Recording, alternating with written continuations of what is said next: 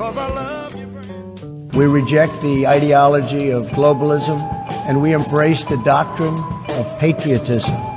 Not only will this tax plan pay for itself, but it will pay down debt. There are moral and legal obligation questions that I think we'll have to wrestle with as a society. When we as people go wobbly on the truth, we go wobbly on America.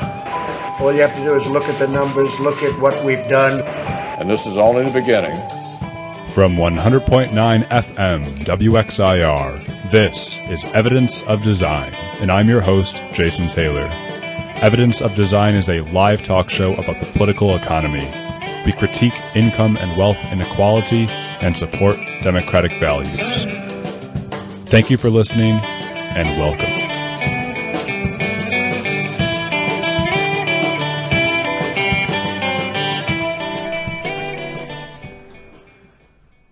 Good morning, Rochester, New York. You're listening to Evidence of Design on 100.9 FM WXIR. Thank you for tuning in today to this station and this program. My name is Jason Taylor, your host, and also joined by my good friend today, Mary Lawrence. Good morning. We are not joined by our normal co-host, Matt Treadwell. He, as many of you probably know, is in a band and had a great concert last night, and so cannot be with us today, so he can get some well-deserved sleep. And so just Mary and I today. For those new to Evidence of Design, we talk about income and wealth inequality on this show. We promote social justice and democratic values. We think those things are important, and we think it is worthwhile to critique why so much income and wealth inequality exists. That has a lot to say about the structure of our society and all the opportunities that we have, and it informs some of the other problems that we are seeing in society, such as the rise of nationalism. That is our point of view on this show, and we do hope that you will join us in these discussions. Of course, there's always many ways to participate, one of which is giving us a call. We are live for you today on this Saturday, July 27th, and you can give us a ring at 585-219-8889. Again, that's 585-219-8889. We'd love to hear from you throughout the show. You can also participate by giving us an email, radioeod@gmail.com. Again, radioeod@gmail.com. And we're on Facebook and Twitter at Radio EOD. Mary, we are going to talk about a number of things today. First and foremost, though, was that it was Mueller time this week. After all of these long years, we, the public, the United States of America, finally got to hear from Robert S. Mueller III. Mueller time. So Robert Mueller, of course, was the special counsel appointed to investigate the Russian interference in the 2016 presidential election and also to try to figure out whether there was any collusion between the Trump campaign and Russia. We'll spend just a few moments talking about what Mueller said and what we heard from him, because that's a big deal. Robert Mueller hasn't made any public statements besides one, which was his resignation. So he really hasn't talked about anything publicly for the 2 years that he was investigating one of the most high-profile cases in American politics in, perhaps the history of this country, if not at least decades since Watergate and the Richard Nixon presidency. We'll talk a little bit about that if you did not have a chance to tune in and hear it. And we'll also talk about, in the latter half of the hour, more about social class. So it's really interesting that we all live in a society today where we kind of have our own autonomy over our own individual lives, meaning when we're born, we kind of are inculcated or we're taught by our parents and society that, like, you can make whatever it is out of your life that you want to, so long as you apply yourself and work hard. And I'm not here to dispute that or disagree with it, but I just think it's interesting that this is a new phenomenon throughout world history to make a judgment at large, that when we are born, we are not subject to the conditions that preceded us, such that, if you're born to a farmer or whatever lifestyle your parents had, you're not bound by living that lifestyle just because of the hidden laws of society. We no longer sort of subscribe to that notion. And that's really interesting, and that's really important to think about, that we have so much sort of psychological freedom nowadays to think about what kind of person do I want to become. And so we'll talk about that idea, that really empowering idea, but also perhaps really anxiety-producing idea in the lens of social class and where social class manifests in that new psychological freedom. An easy discussion that we can have, I think. Certainly. So again, thanks for tuning in to 100.9 FM WXIR, Evidence of Design. You can give us a ring, 585-219-8889. Until then, let's listen to a little bit of music. We'll be back after this short break.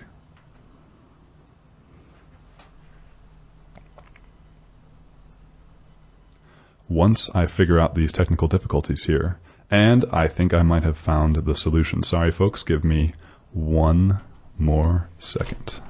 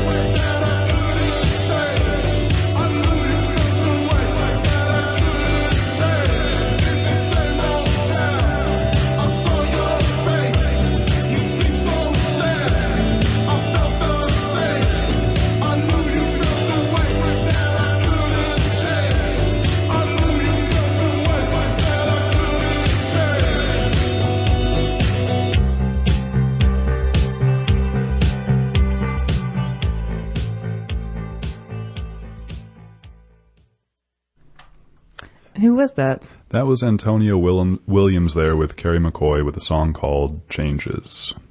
And this is 100.9 FM WXIR in Rochester. Thanks for tuning in to Evidence of Design. Mary, let's talk about Mueller time this week. A lot of memes out there, I'm sure, of what Mueller time was about. Not on social media, but I can just sort of picture them now. And so, as a reminder, folks, who's Robert Mueller? What's going on? Why are we talking about this? So Robert Mueller was the special counsel appointed to investigate Russian interference in the 2016 election and to figure out whether or not the Trump campaign colluded with Russia. Robert Mueller was appointed after former FBI Director James Comey was fired by Donald Trump in 2017 for, as Trump put it, this whole Russia thing. And so Trump straight up said that he fired the FBI director because he wouldn't really let go this whole investigation into Russia thing, or wouldn't let it go. And so that prompted sort of a light constitutional crisis in that, whoa, there was enough political will and power then for the Justice Department, Rod Rosenstein, who was then Deputy Attorney General, because... oh boy, I'm forgetting the former Attorney General's name. The senator from Alabama, I believe. He's no longer there because everyone in the Trump campaign sort of has left or gone on. But so Robert Mueller was appointed by Rod Rosenstein to be the special counsel. So we've seen special counsels before. I believe Ken Starr was a special counsel with Bill Clinton in the 1990s and the whole Monica Lewinsky scandal. And there were other special counsel. There was another special counsel, of course, with Richard Nixon and Watergate. And there have been other special counsels. And Jason, how does a special counsel get appointed? Like, who does that appointing? It's through the Justice Department and the Attorney General. So it's interesting because the Attorney General is supposed to be independent of the president, right? However, the president is the one who nominates the Attorney General.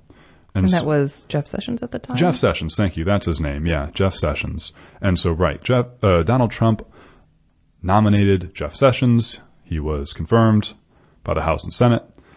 Bill Barr is the current Attorney General. He formerly served as Attorney General in the George W. Bush administration. And so Trump was never happy with Jeff Sessions because Sessions, neither was anyone else, to be fair. Right. Well, there were some people, I think, who Trump's 40% approval rating is always rock solid. So fair enough. Trump was never happy with Jeff Sessions because he chose to recuse himself from the Russia investigation. I still remember when this was happening, watching the news.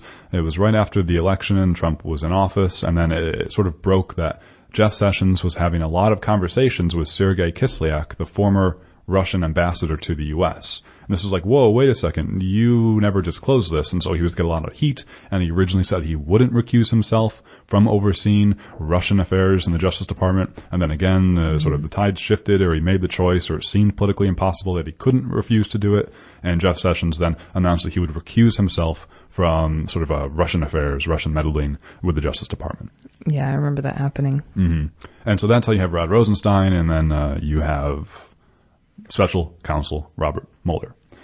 And so Mueller spent 2 years researching the Russian interference into the U.S. election. He came out with his report, of course, a few months ago, 430 or so pages. Many of which are blacked out. Yes, because grand jury testimony, by law, you can't really disclose that, and there's other sort of sensitive or confidential things that the Justice Department decided could not be shared. Mueller didn't decide what could and couldn't be shared, although he consulted with the Justice Department on that, I believe, but it was up to Bill Barr, essentially, to decide what could or could not be disclosed. And so there's been a lot of reports that, most of the American public hasn't read the report, which it's 430 pages, so that's fair. Mm-hmm. But also a lot of senators and members of the House of Representatives have apparently not read the report. And so that can be an issue because this is important to figure out kind of what's going on in politics and whatnot. And so the Mueller report is out there, and it essentially sought to look at two different things.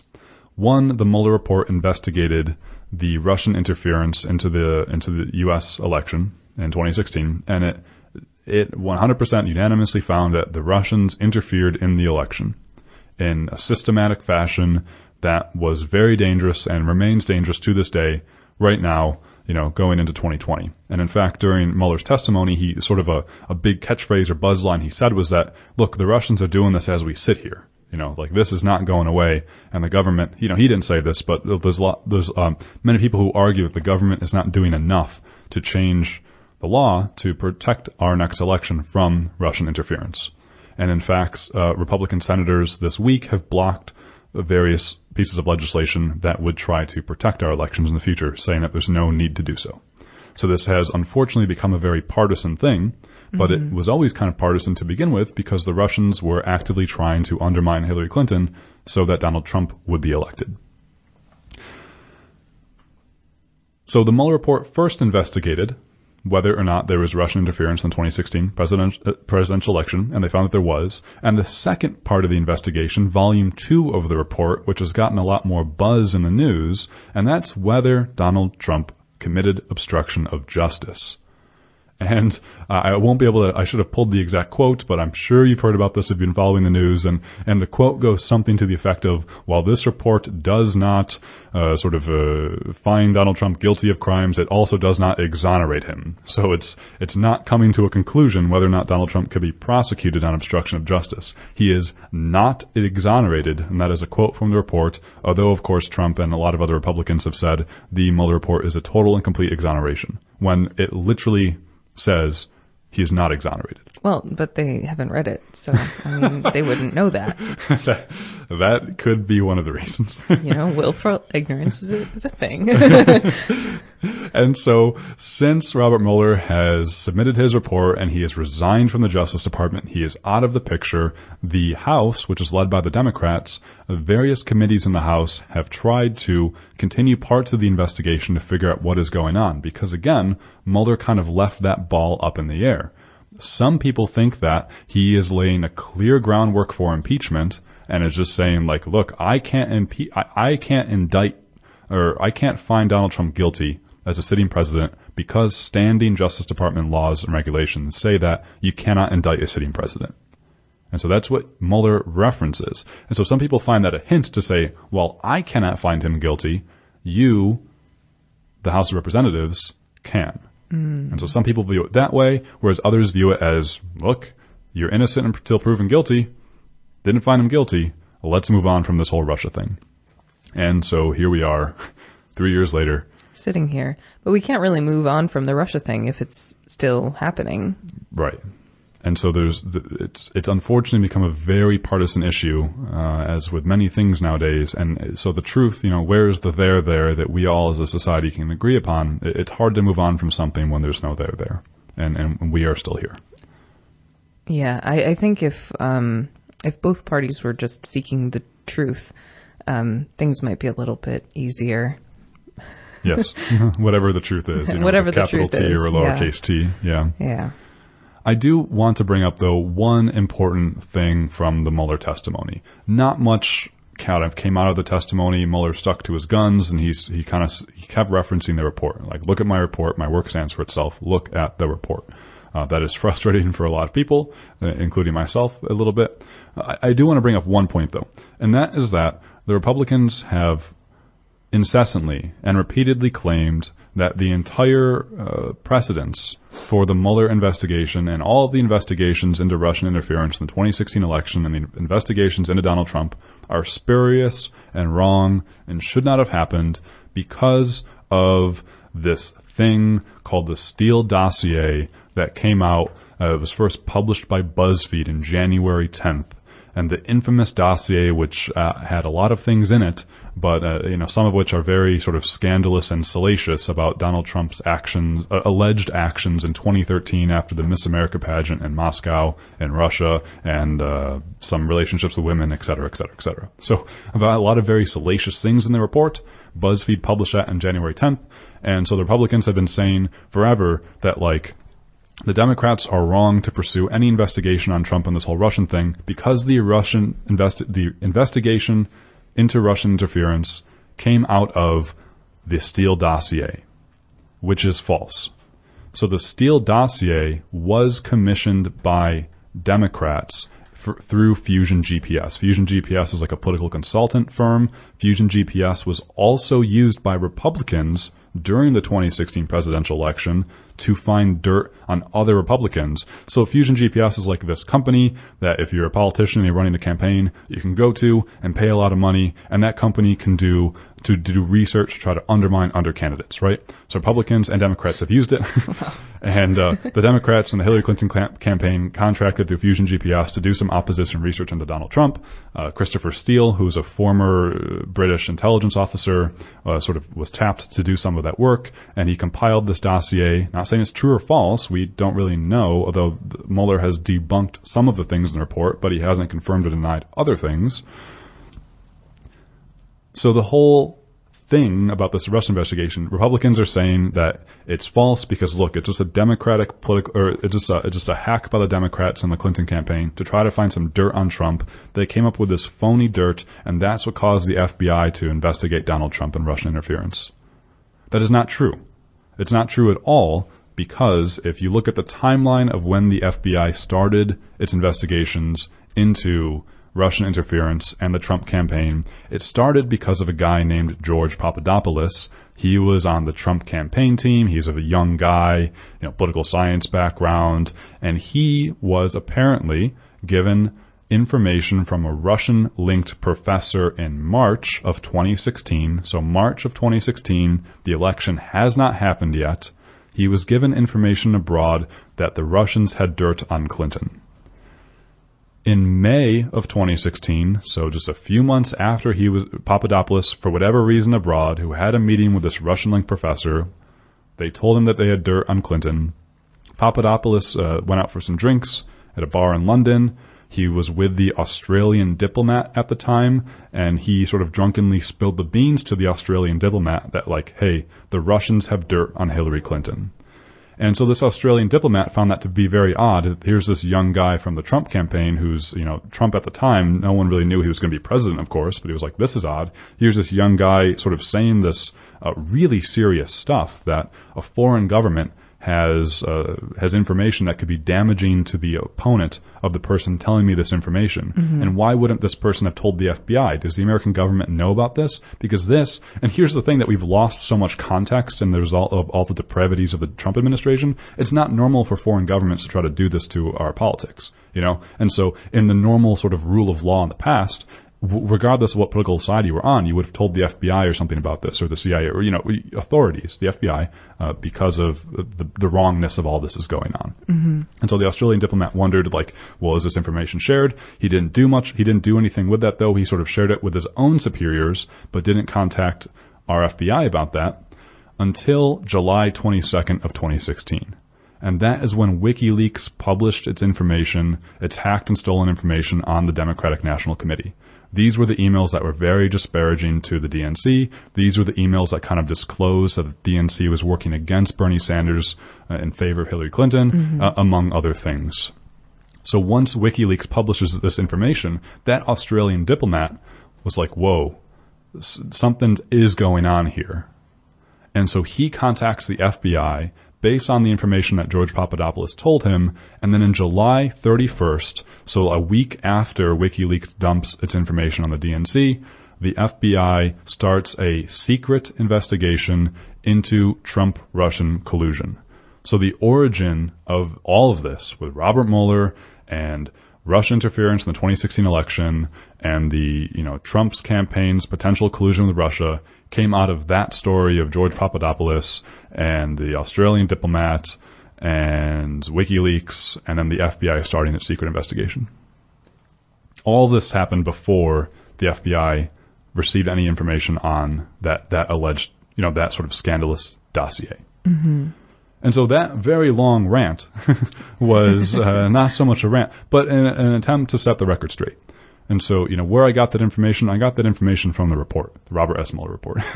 And so if you read some of the report, it's kind of in there. And there are other news sources that document that information. And that's really important because the Republicans have and will continue to do so, even Trump at the highest level with his tweets, etc., continue to try to decry this investigation as a partisan thing when it's not. And it didn't come from the dossier.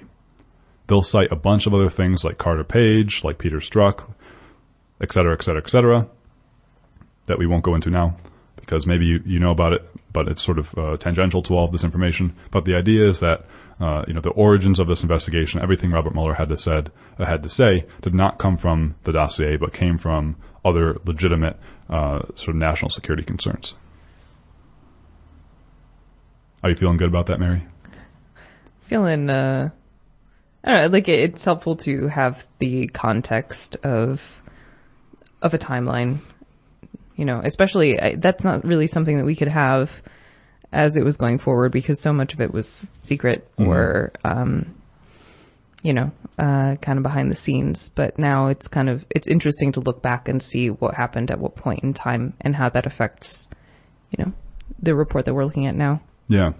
It's really important, too, because the current Attorney General, William Barr, has opened an investigation into the origins of the investigation into Russian interference. Yeah, which, of course, makes sense right now coming up on 2020. If this is still an issue, then it obviously needs to be attended to.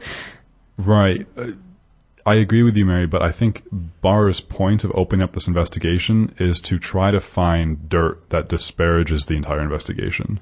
So I agree with the point that we should be continuing to investigate how Russians interfered in the election and to what extent U.S. officials engage with Russians in perhaps improper conduct. But Barr is not investigating this for that purpose. He's doing the investigation to try to find evidence that sort of damns the entire process and supports what Trump is saying, that like, I am a victimized president, your greatest president, no president has ever been as victimized as I have, and he's doing that whole sort of complete and utter nonsense, which isn't very helpful to our democratic society. We can even put the Democratic in quotes at that point. Absolutely, yeah. Your president, greatest president of all time. I mean, why not? Why not just say authoritarian, et cetera, and just go with it? Because I think the 40% of people who have that rock solid approval of him might not care if he stops talking about democracy as little as he does and just starts talking about authoritarianism. I'm not sure. And so very sticky waters. Very unfortunate, especially as the 2020 election is not too far away. So listeners, if you are just tuning in, we were just talking about the Robert S. Mueller testimony this week. It was Mueller time. Mueller finally testified to the American public. We heard from his voice about his 2-year-long investigation into Russian interference in the 2016 presidential election, and also whether or not there was collusion between the Trump campaign and Russia. There are still so many unanswered questions. Some people want to just move on. The American people are sick and tired of this, and others want to get to the bottom of what's going on with this potential collusion and interference. It's worth noting that Mueller said that Mueller confirmed that there was no collusion. Well, Mueller did not find evidence to suggest that there was collusion between the Trump campaign and Russia. It's worth saying that. That's what he found. But he also was unable to determine, or was unable to reach a verdict on whether or not he could indict Donald Trump on obstruction of justice charges. So he's not exonerated. It's basically just a big catch-22 of, we didn't find evidence on one side, we didn't find evidence on the other side completely, but something happened. Yeah. There was evidence on both sides, essentially. And, well, not enough. Yeah. So, to take without action. A reasonable doubt. Yeah. And so now, 100 members of the House of Representatives on the Democratic side are in favor of impeachment, and we'll see where that goes as the election winds up. And I hope that we are going to be very wary. We've had a few episodes on the show before about media literacy and how to tell true information from false information or misinformation and disinformation. And I hope that we all, as citizens of this country who have to be informed and intelligent about our choices when we go vote, because your vote matters, that we, we're doing it in a way that's not swayed by big money or by big Russia. And so I hope that we're better off, but I'm worried about that. Yeah. So listeners, if you're tuning in, thanks for being here on 100.9 FM WXIR in Rochester, Rochester's extreme independent radio. This is Evidence of Design. We'd love to hear from you throughout the hour. Whether or not you want to comment on Mueller time, you can give us a ring, 585-219-8889. That's 585-219-8889. Love to hear from you throughout the hour. We'll pivot now and talk a little bit about social class and this new psychological freedom that we have, Mary, as human beings on this planet. Do you feel psychologically free? Is that what I'm hearing from you? In that sigh? Was that a sigh? Psychological freedom. I guess it depends on what you mean by that. What do you mean by that? So I am going to make a bold claim here. Oh, boy. As any claims must be bold when you talk about thousands of years of human history. You are always leaving out a few details here and there, but I'm going to go for it. And so, go for it. You can make an argument that for most of human history, when you were born as a wee little human, you took a lot of who you were. I'm not going to phrase this the best. When you were born as a human, you sort of, it was in the water that you would have to sort of be dealt the cards that you were dealt with at birth. And so whether your parents were educated or had a particular type of job or their social standing or class or hierarchy or caste system, it was kind of in the water that you were just kind of what you were at birth. That is a very general statement. That when you were born, you were a part of whatever hand you were dealt with. That is a very general statement. That is. Yes. And if we want to agree with that and move on from there, if we want to agree with that, although we could spend, you could write books on debating that. For human history, there were feudal systems in the West, and there were various caste systems. You hear about that in India, and there was other ranks and hierarchies that divided a society. Mm-hmm. About 200 years ago, Industrial Revolution and a number of other things, in the Enlightenment, there was a change in consciousness about what it meant to be human and to be born and to have sort of autonomy and the notion of the autonomous individual. That's what I'm getting at here. Is like all of a sudden, well, not all of a sudden, like not like a light switch, but over time, it suddenly became sort of apparent that you had sort of your own ability to make your own destiny in life, and that life wasn't sort of prescribed to you, and your role was just to act within your prescription. You could write your own prescription and be an individual actor in society. And I guess this is something that we should also note is particular in the United States, as people were coming from Europe, mm-hmm. where there was limited space, particularly in cities, or even moving from the eastern part of the United States a few hundred years ago, moving out west to claim your land because, there was more space and it seemed like you could make of it what you wanted to. Like that is a particular consciousness in the United States that may not be the same elsewhere. Yeah, totally. Like the idea of rugged American individualism and the American dream, very autonomous, mm-hmm. very individualistic, very American. Manifest destiny. Totally. Yeah. So that you're totally highlighting that. And yeah, so, broad sweeping claims, maybe we can narrow it down to America and all the sort of subtleties within. But there's a quote that might help with this, and it's from a book called The Age of Surveillance Capitalism by Shoshana Zuboff. Folks, this is a little longer than the Mueller report. So if you can, if you want to read this 500-page book, which I recommend, it's a good book, or you can read the 430-page Mueller report, or you can surf Twitter, or whatever. Do what makes you happy in life. But good book. And so there's a quote in the book where Zuboff writes that there's a great clinician of identity, and that individual's name was Erik Erikson, for those who may have heard of him. And the quote goes this from Erikson. The patient of today suffers most under the problem of what he should believe and who he should or might be or become, while the patient of early psychoanalysis suffered most under inhibitions which prevented him from being what and who he thought he knew he was.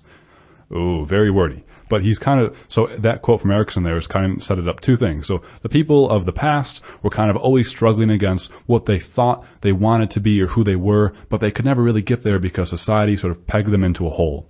Whereas the problem today with a lot of people is that we don't even know what to believe or who we should become, and there's a lot of anxiety around that. Again, very broad, sweeping claims, but that I think is an interesting framework worth talking about and thinking about. Has something changed where nowadays we're given a lot more freedom to become the person we want to be, whereas in the past perhaps it was more in the water where you kind of were dealt the hand you were dealt? And so that's really interesting to think about in terms of social class, because the idea that you are up to find your own meaning and place in life is counterintuitive to the notion of there being a social class to begin with. If there is a social class, then that is the hand that you are dealt. Mm-hmm. Although you might be able to change those cards, play some of those cards and draw some other ones to change your social class position. So it's really interesting to think about, well, if we have this idea where we can become whatever we want, to what extent does class matter or even is a useful framework in modern society? Yeah. I guess thinking of social mobility sort of requires a framework of class. Otherwise, it doesn't make sense. So if we're talking about the ability to change classes, or particularly to, climb the class ladder, so to speak, that requires the framework where there is a class structure to begin with, because you can't climb something that doesn't exist. Mm-hmm. That's really, I think you brought up that point before, Mary, where it's like, anytime you talk about, like, oftentimes I think we talk about class mobility like becoming a member of the higher social class in the context of there being no classes. If that makes sense. It doesn't. Right. But we do that all the time. I think as a society, we do that all the time, deny that the United States is a class society, but also talk about everyone being middle class. Maybe that's our lack of class society, is just there's only a middle class. And then and there's an upper class too. Right, but don't talk about that. But we don't. And there's also a lower class, but we don't talk about that either. You're just like, everyone's middle class until they're a billionaire. Right. And they've made it. Right. That's super fascinating. Yeah. So it's kind of like you can have your class analysis when you want it. You can only talk about class when you're trying to prove that there is no class, which is very interesting. Let's continue with that point. And so again, listeners, we're sort of talking about social class here and whether or not this new sort of psychological freedom that we have in the modern world, how does that compare with social class and our ability to raise or lower our social class standing? I'm going to read another quote again from a book called The Age of Surveillance Capitalism by Shoshana Zuboff. It just came out this year. You can find it in local bookstores or whatever. I'm not endorsing it, just letting you know how to find it. And so another quote from this book is that Zuboff writes, "There is a new sense of psychological sovereignty which broke upon the world long before the Internet appeared to amplify its claims. We learn through trial and error how to stitch together our lives. Nothing is given. Everything must be reviewed, renegotiated, and reconstructed on the terms that make sense to us. Family, religion, sex, gender, morality, marriage, community, love, nature, social connections, political participation, career, food, ... End quote. And so what Zuboff is trying to say there, I think, is that, the world that we live in now, whether you want to define it as postmodern or something else, we sort of are always seeking a truth, whether capital T or lowercase t, and are trying to find our way in a world where meaning is not necessarily prescribed to us. And that can be extremely liberating, right? Because who would want to be born and just be told by society that you are who you were born, what place you were born into? It can be liberating, and I think it also comes with a sense of, I don't know how to phrase this, but like a sense of being lost. Like with having no direction, how do you know where you're supposed to go? There needs, I guess, what maybe we're missing is some sort of middle ground where there's guidance, but not set direction. Absolutely. Yeah, there's this. So while it can be liberating, this new notion of freedom and you can be who you want to be, it's also anxiety producing, because that's a lot of work for the human mind to not only live your life and all that entails, going food shopping and taking care of kids and paying bills and figuring out, why am I here? And that's a lot of work. And the problem with that, I think, comes into the notion of, so I would argue that we still have these large cultural prescriptions that define our lives for us. These are touchstones or guidelines or finishing lines, or we can sort of measure our success and worth and purpose of being against larger things. That is a normal human thing, I think. Whereas religion might fill that space for some people, whereas family might fill that space for some people, I think that work and the economy is sort of the hidden social prescription of the modern age, where, think about the youngest memories that you have of when you were picturing yourself having a job or what career or thing you would do when you were older. I remember from a very young age, coming home from school and thinking about what do I want to be when I grow up. Yeah, and that was always a question that people would ask too, starting from a very young age. Is like, oh, what do you want to be? And that be, though, not to interrupt, really important though, that to be, what do you want to be, is not anything like, I want to be a mother or a father or a good neighbor or a devout Christian or whatever else. That to be is always like a job. Yep. Yeah. And that's really important.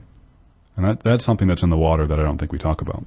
And so if our cultural prescription is to say, like, what do you want to be from a really young age, and your whole sort of young life, you're thinking about what it is that you want to be and what job are you going to have, and what kind of education or credentials are you going to have, and how much money is that going to make, and is the economy going to change such that there'll be a recession where you can't find a job, or that, information technology will wipe out your job to begin with, the automation will get rid of your job, and, who knows? Nowadays you hear that you can't even prepare for the jobs that will be here 10 years from now because they aren't invented yet. And so we have to always be constantly autonomizing individuals that completely change and flex with the situation around us. And we must be the most flexible individual that there is. That's really hard. That sounds tiring. It's very tiring. And so I think there's a lot of sort of psychological consternation that happens in modern society today, where it's like, if our worth is based off of our job or our career or our standing in the economy, that's not really healthy, because there's a lot more to life than that. And I think that to what extent you can define a prevalence of sadness or lostness or stress in modern life, I wonder to what extent that sense comes from these cultural prescriptions from the economy. This actually brings to mind, if you don't mind me sort of taking a tangent here, I read this book earlier this year called The Rise of Neoliberal Feminism, and the general idea of this book, it outlines the ways that feminism have changed and how feminism has become more of a normal thing to talk about.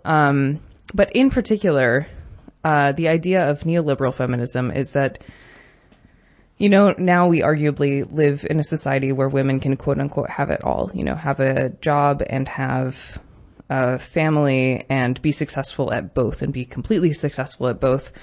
What it doesn't really touch on is that those responsibilities still end up not being shared. That like family responsibilities still tend to fall on the woman, and that there's now like a new expectation rather than just being like, okay, I'm going to grow up and I'm going to have a career track, or I'm going to grow up and I'm going to have a family. There's now like a lot of pressure to do both and be extremely successful at both.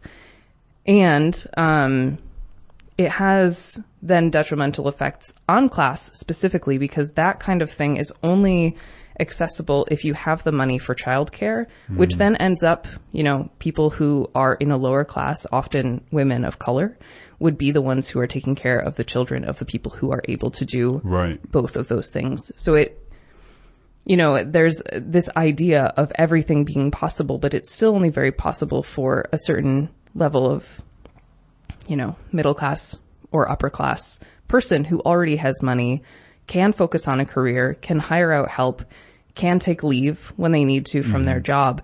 And it ends up just making that class structure go further because they're going to find other people to take care of their children or to, cover their work when they're not there. That's a really powerful point, Meredith. That brings to mind for me too, like seeing magazines and the image of like ideal beauty or the ideal woman or man, and sort of these larger cultural norms that are either spoken by people in considerable power. I picture I forgot the name of the woman who was one of Facebook's top executives, the Lean In Circle thing. Yeah, that was one of the books that was discussed in The Rise of Neoliberal Feminism. Actually, was it Sanders? Yeah, I'm not sure. Cheryl something. I don't remember her last name offhand, but woman. But it discussed her case in particular, which I unfortunately don't remember the details, but she is in a position of great power and she has a lot of money. Yes. So for her to say, we can lean into this goal of having a great career and having a family that's healthy and that we spend a lot of time with is not a reality for most people who don't have those resources or who can't, find childcare 40 to 60 hours a week when they're working overtime. So how do you can't be successful at absolutely everything. And it sort of, I think at least for women, that question of like, what do you want to be becomes like another level of difficult. It's like, okay, do I want to have a family in the first place, or do I want to focus on a career, or do I want to have both, and how do I do that? And especially in our country, like maternity leave is like 6 weeks, but not mandatory for employers to offer. So there's a lot of danger that comes with the idea of planning for a future. Mm-hmm.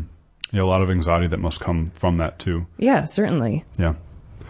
Listeners, if you want to weigh in on the points Mary just made or anything we've talked about in this hour, you can give us a call, 585-219-8889. That's 585-219-8889 on this Saturday, July 27th, 2019, and here in Rochester, New York. You're listening to 100.9 FM WXIR. Give us a buzz while we come back from a short music break here on 100.9 FM.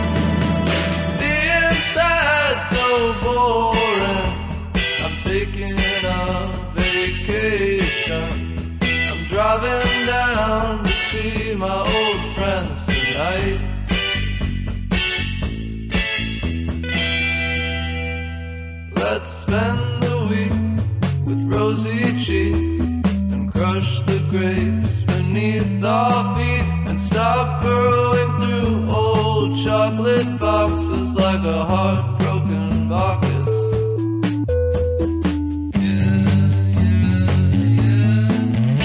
I miss those good old boys that can still find joy and like to talk about. I miss those good old boys that can still find joy and like to talk about.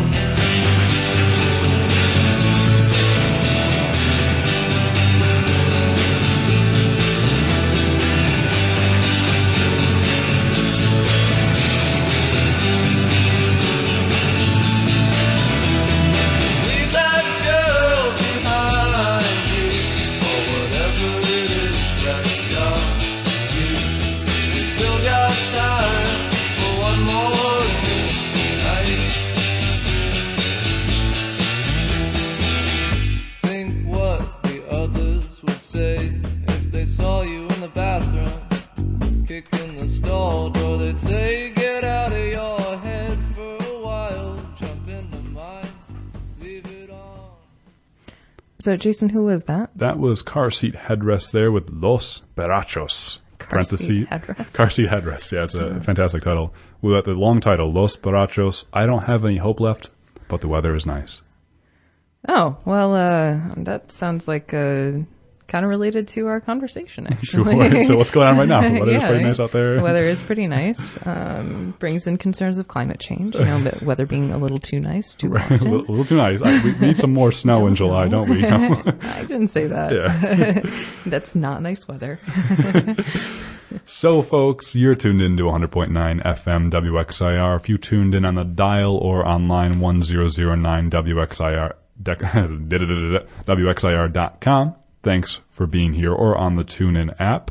This is Evidence of Design. I'm Jason Taylor. You're Mary Lawrence. I am. And last time I checked. We've been talking about the Robert S. Mueller testimony. It was Mueller time this week. He testified in front of the House.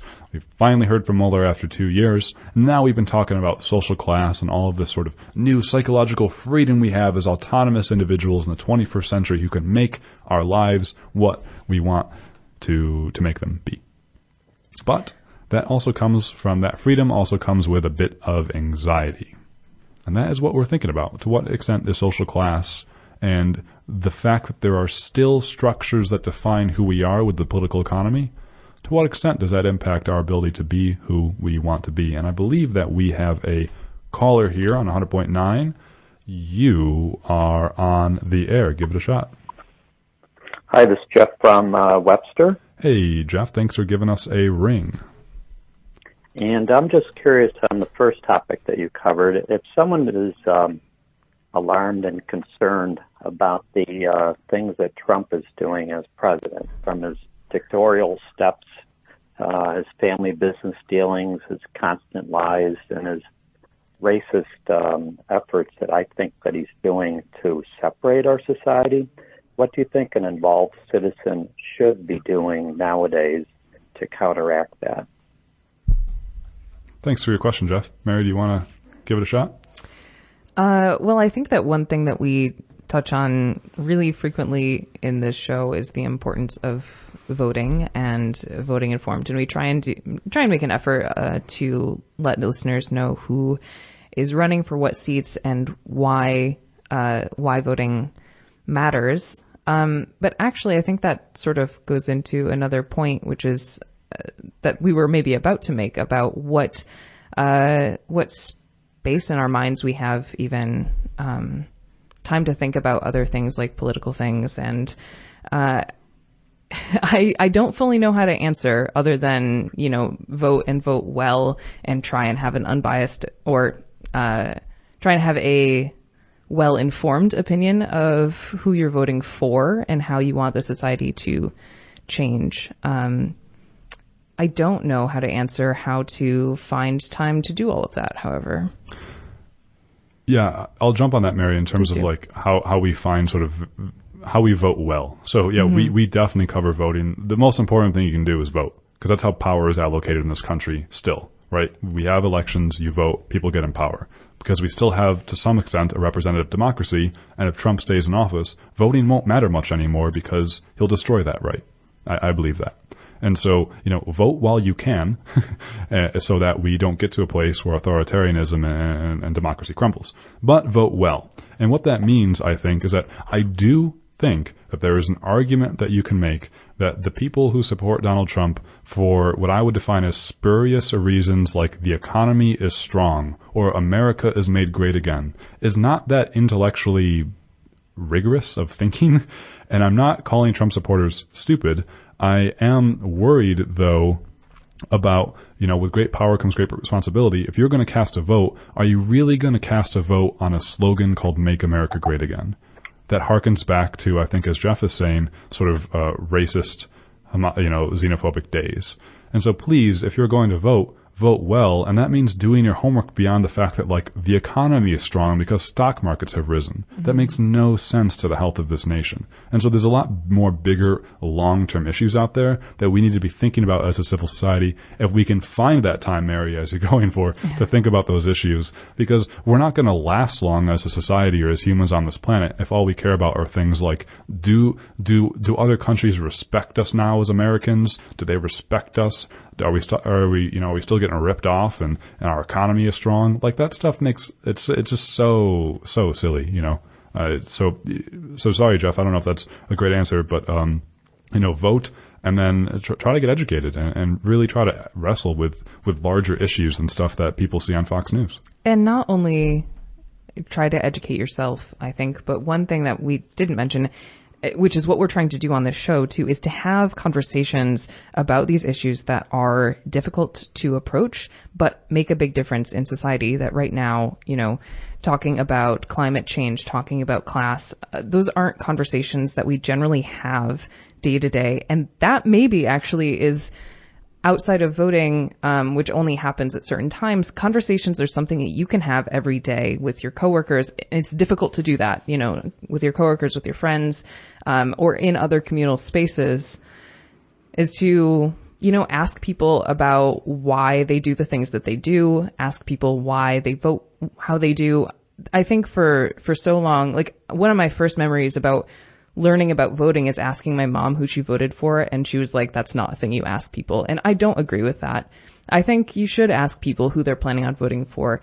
Ask people why. And, question yourself and question your friends and other people so that we can have a better idea of where we want to go as a society so that we know how to vote that in.